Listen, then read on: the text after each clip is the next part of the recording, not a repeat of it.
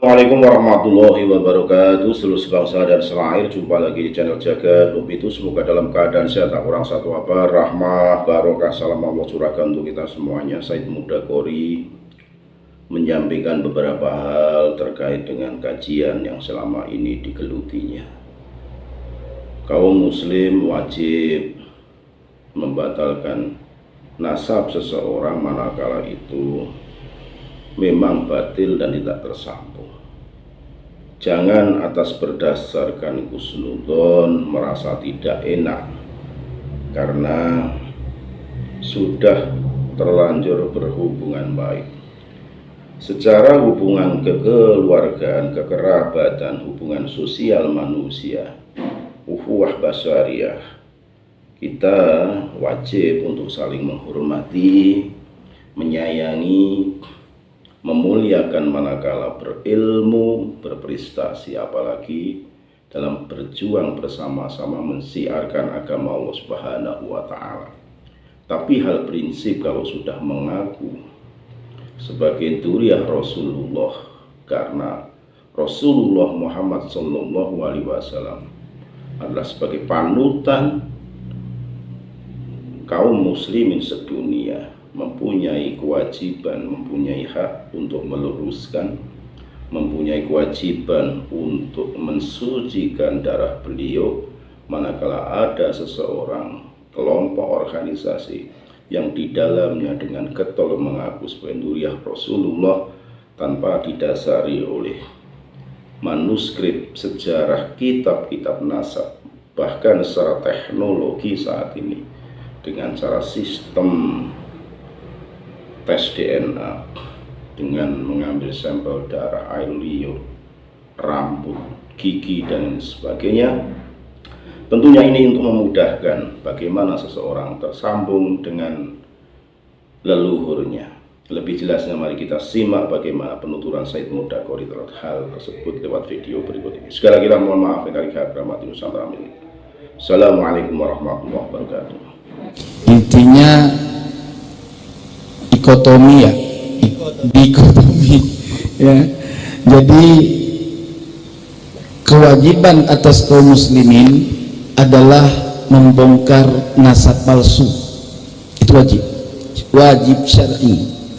Jadi enggak mesti Ba'alawi, siapapun yang menisbat kepada Rasulullah sallallahu alaihi wasallam ataupun menisbah nasabnya kepada keluarga yang bukan dari Rasulullah sekalipun. Misal ada seorang mengatakan saya keturunannya Mbah Galung misalkan, misal ini mah ya, tapi dia bukan keturunan Mbah Galung, ya dosa. Kita harus membongkar kepalsuan itu, apalagi menisbah kepada baginda Nabi Muhammad sallallahu alaihi wasallam.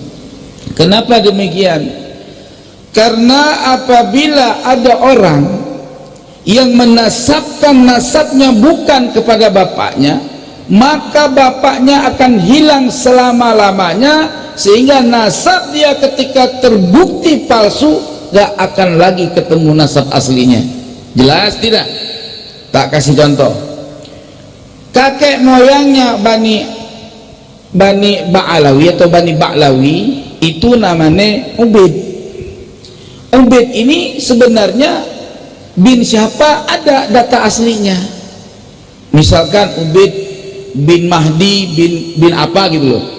Lalu ketika Ubaid ini dinisbatkan kepada orang lain, ya, seperti dinisbatkan kepada Ahmad bin Isa, ya, bin Muhammad bin Ali bin Imam Ja'far bin Muhammad Al-Bakir bin Imam Ali Zainal Abidin bin Imam Husain sampai kepada Sayyidina Ali bin Abi Thalib, disebut dengan Bani Alawiyin atau Al-Alawiyin atau Bani Fatimiyin.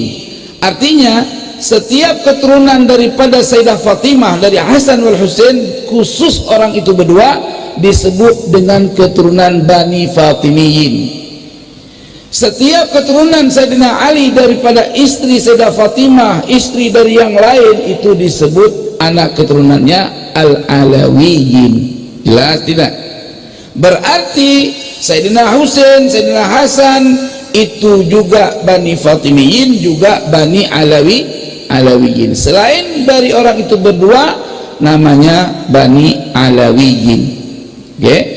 Nah, ketika seseorang tadi 500 tahun kemudian terbongkar nasab palsunya bahwa Ubaid bukan anak Ahmad bin Isa, maka disitulah ketika ditanya, kalau ada mungkin yang bertanya kalau sudah seperti itu siapa dong ayahnya Ubaidillah?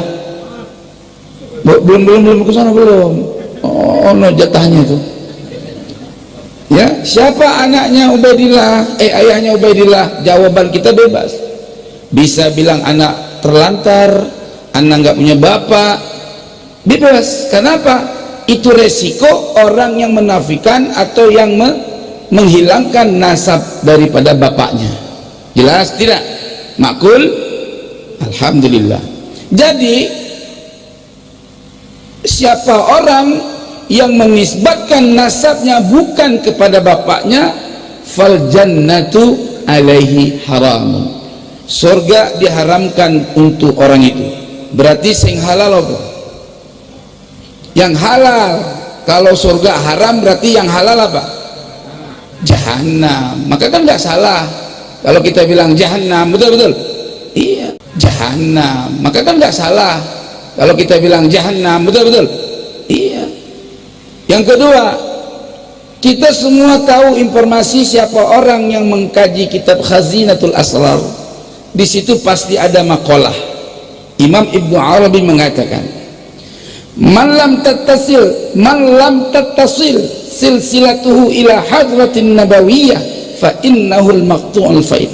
Siapa orang yang tidak sampai silsilah gurunya, ini silsilah guru dulu bilang, kepada kanjeng Nabi Muhammad SAW, maka terputus daripada cahaya pancaran ilmu dan keberkahan. Jelas tidak? Maka tidak boleh dijadikan orang itu sebagai imam mursyid, tidak boleh, putus sanad, apalagi nasab yang tidak bersambung kepada Nabi Muhammad SAW. Terakhir nasab itu ada beberapa generasi. 12 generasi dari Rasulullah itu disebut terbagi dua, 6-nya ijma, 6 setelahnya itu hakul yakin. Jadi dua bagian ini tidak boleh putus riwayat. Sama dengan hadis, coba cek, Imam Bukhari mengambil hadatsana itu sampai kepada derajat 12 generasi, artinya 12 sanad. Siapa orang yang memutuskan 12 sanad, daripada satu saja hilang sanad, maka khabar itu inqita, nggak boleh dipakai dalam mazhab Imam Syafi'i. Jelas tidak? Apabila bercerita tentang fikih, tentang hukum, nggak boleh. Tapi kalau hanya sebatas fadhil amal, nasanat yang inqita masih boleh dipakai. Ini bahasan.